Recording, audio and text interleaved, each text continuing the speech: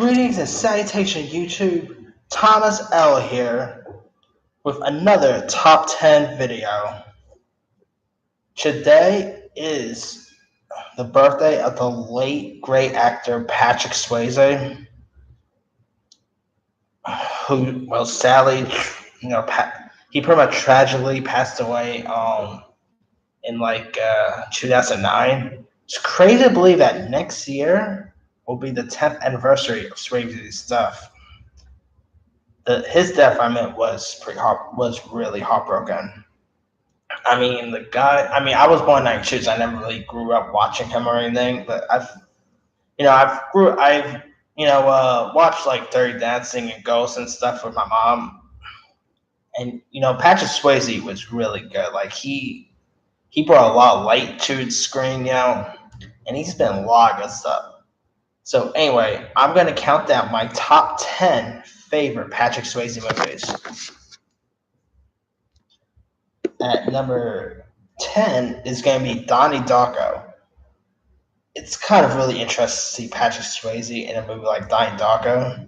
He plays like a motivational speaker in it. It's a really good little role.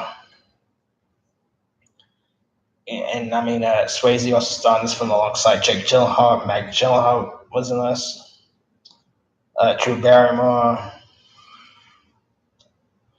Really decent cast, and I mean the film had like a creepy bunny in it, lots of supernatural elements. Such a totally different role for Swayze, so that's why Donnie Darko will be number 10. It wasn't that much of a big role, which is why it's number 10.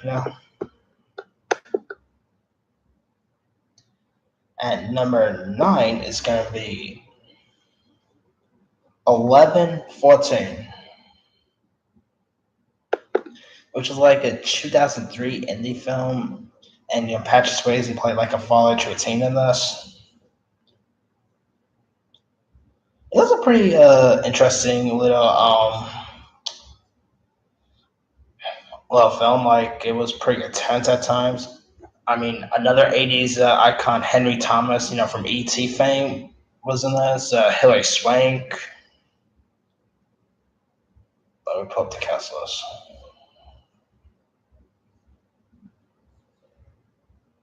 Yeah, I guess I'll start putting these cast lists up before I go live. I keep forgetting.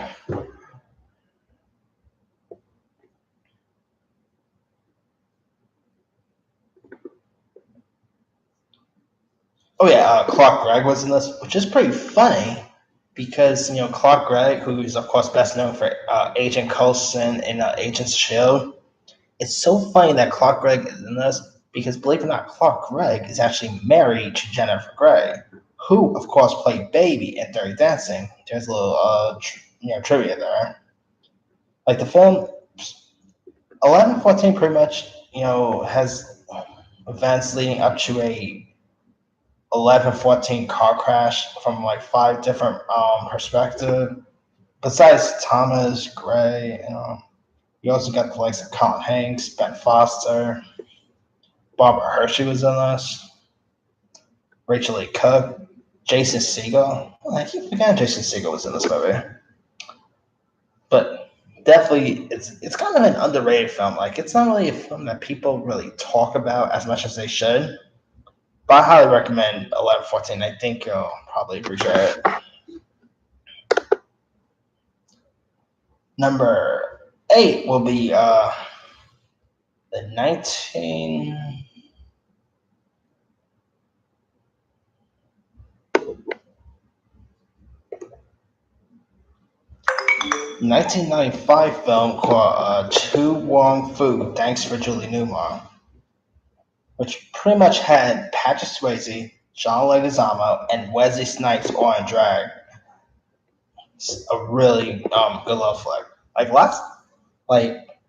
don't think tons of people really talk about it as much as they should, but I don't think it really holds up as much as other '90s films. But I think you could probably appreciate it. The chemistry between the three leads was really good.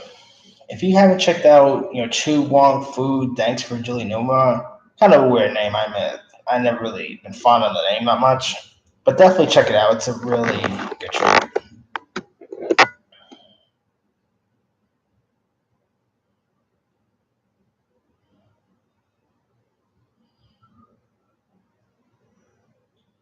All right, number seven is pretty much a classic, and that is the 1983 adaptation of The Outsiders, which featured lots of people you probably know today. I mean, it featured people like C. Thomas Howell from E.T. fame. Matt Dillon was in this. Ralph Macchio, Rob Lowe, Emil Estevez, Tom Cruise, Diane Lane, Leif Garrett, Tom Waits was in this. Like this, people like Tom Cruise and Matt Dillon. This was like pretty much, and Swayze, not to mention, this was pretty much their breakout film. Then after this, they became like bigger stars that you know of, and of course, The Outsiders is based on a classic adaptation. Really amazing flick. Like, if no one have not seen The Outsiders, and I don't know how many people have not seen The Outsiders, check The Outsiders out. It's classic. Really good 80s cent. Like, it's probably one of the best 80s films, and it's also one of the best book to screen adaptation. I don't know how good it is it like if the book is better because I'm not really a book reader. And to be honest, I never even read The Outsiders. I know it's a classic book. I never read it, blah, blah, blah. But I'm pretty sure, the film's still amazing. Like, definitely watch The Outsiders. You'll love it.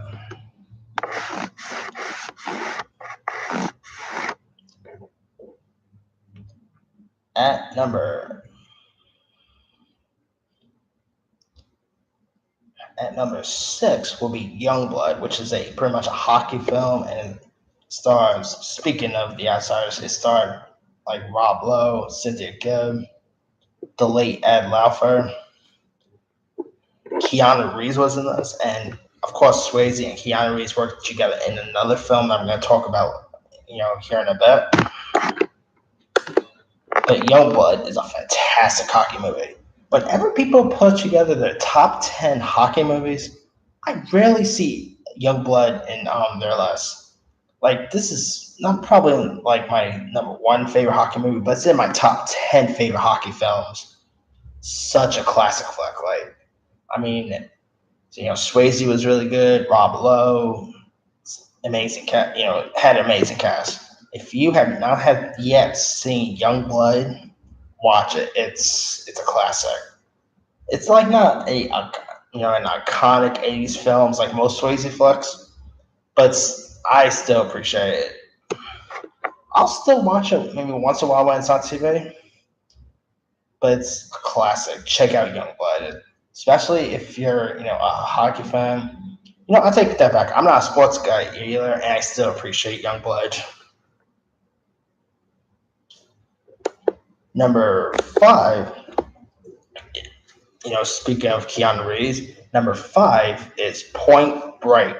The classic heist film with surfing. Catherine Bigelow directed it. They also had the likes of Swayze teaming up with Keanu Reeves. You also got like Gary Busey. Such a classic flick. We're not going to talk about the remake of that movie. The remake sucked. Like, I'm not even going to get into the remake. Or talk about the original Point Break. The one that pretty much everyone always says that the first Fast and Furious. I don't know why, but a lot of people really think the first Fast and Furious is like a ripoff of Point Break.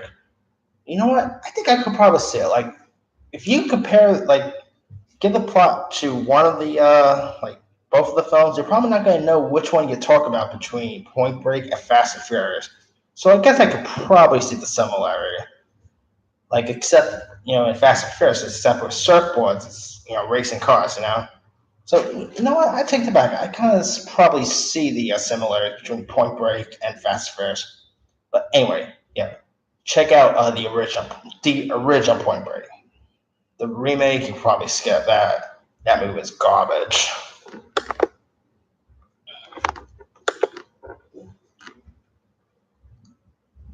At number four, we got Red Dawn, which came out in 1984.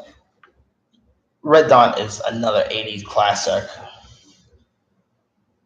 Like it was a pretty good, World War film. It also had the likes of C. Thomas Howell, Leah Thompson was in this, Charlie Sheen, Jennifer Grey. Damn, they keep forgetting they worked together before. Pretty cool. The late great Harry Dean Stanton was in this. Ron O'Neill, I meant. The late great Paris Booth. Such a fantastic cast. Like the original Red Dawn still holds up. I mean, Wolverines. Yeah, that line is always a classic. I know I'm in the minority because I did say I did not like the remake of Point. I did not like the remake of Point Break. Now I would say the remake of Red Dawn. I know I'm in the minority, but I didn't really mind the Red Dawn remake that came out a few years back. The one with Chris Hemsworth, Josh Peck, Josh Hutcherson. I know lots of people hate that Red Dawn. I didn't really mind that. I mean, it certainly was nowhere near as good as the original, but I still found that to be quite okay. Yeah, but definitely, if you haven't seen the original Red Dawn, treat yourself. It's a pure '80s flick. Like if you're an '80s fan, definitely and want to like give other '80s films a go. Red Dawn's a good one to start. Maybe not start, but what I mean. At number three will be Roadhouse. Roadhouse for you Family Guy fans. Now, sometimes I wish bouncers were like Patrick Swayze and Roadhouse. I mean, the guy just pretty much kicks. Like the guy has kicks a lot in this film. Oh, also, how great was Sam Elliott in Roadhouse? Come on, man. Shout out to Sam Elliott. He also has one of the best mustaches in Hollywood and one of the best voices. Shout out to Sam Elliott. He's always awesome and he's always on his game. Also had Kelly Lynch. My God, she was good looking. Actually, she still looks pretty good now, but also, I mean, of course, Family Guy is notorious for poking fun at Roadhouse. Come on, remember the episode where Peter watched Roadhouse and kept kicking, and oh man, that's one of my favorite Family Guy like running gags is the Roadhouse thing. And Patrick Swayze kicked tons of ass in this. Like he's a bouncer you would not want to mess with. Sometimes I kind of wish bouncers, was like Patrick Swayze in Roadhouse. That would be cool. And there's also like a remake of Roadhouse that was supposed to be in the work with Ronda Rousey, but I have no idea what's going on with that one. Oh, if it happens, it happens. If it doesn't, I guess it's no big deal. I mean, Ronda Rousey as a playing like a similar role that Patrick Swayze played, I don't really see that going too well.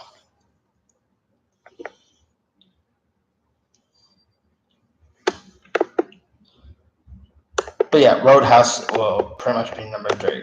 Number two will be Ghost, which came out in I think 90 or 91. Let me double check.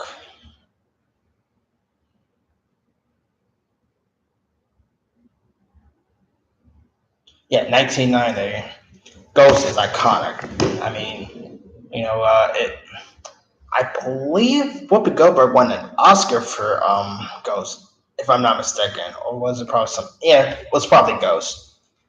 It's a really classic romance film. I mean, that pottery scene alone, one of the most iconic scenes in movie history. Like lots of pop culture actually references that pottery scene. I mean, Speak of Family Guy. Family Guy spoofed it. My God, Family Guy must love Patrick Swayze, did they? I mean, I don't remember who else spoofed Ghost, but lots of pop culture references today, have poke fun at Ghost. Like, I mean, come on, Patrick Swayze's character pretty much gets killed. He, reiterates as a ghost and tries to reconnect with Demi Moore. It's a beautiful film. Tony Goldwyn, from Scandal fame, plays like the villain. He was good in this movie. It was kind of funny seeing him in Belko Experiment last year. I had a ball seeing him in that. But yeah, Ghost is a fantastic romance movie, and it's a fantastic ghost film. You gotta give Ghost a try. It's iconic. It's classic. Swayze was on his game. Amazing movie. That will, of course, be number 2. Number 1, no surprise at all. Number 1, Dirty Dancing. I had the time of my life. Classic movie. I won't sing the whole song. I'll spare you guys that. But Ghost was a classic romance movie. Dirty Dancing is even more iconic and classic. Amazing dancing in it. Patrick Swayze had amazing chemistry with Jennifer Grey. It also had classic music to it. I mean, Time of My Life, come on, that song is iconic. Like, when that song plays, you know exactly what movie it's from, and it's from Dirty Dancing. And of course, the air lift scene where Jennifer Grey comes towards Patrick Swayze, and Patrick Swayze lifts Jennifer Grey up. Come on, that's an iconic scene as well. Yeah, I mean, like I said, also a great and Swayze chemistry was through the roof. Like, I freaking love this movie. Oh, and Jay Orbach from Law and Order fame, he played the dad. Another fun fact. Also, Newman from Seinfeld was actually in this as well. I always keep forgetting Wayne Knight was in Dirty Dancing.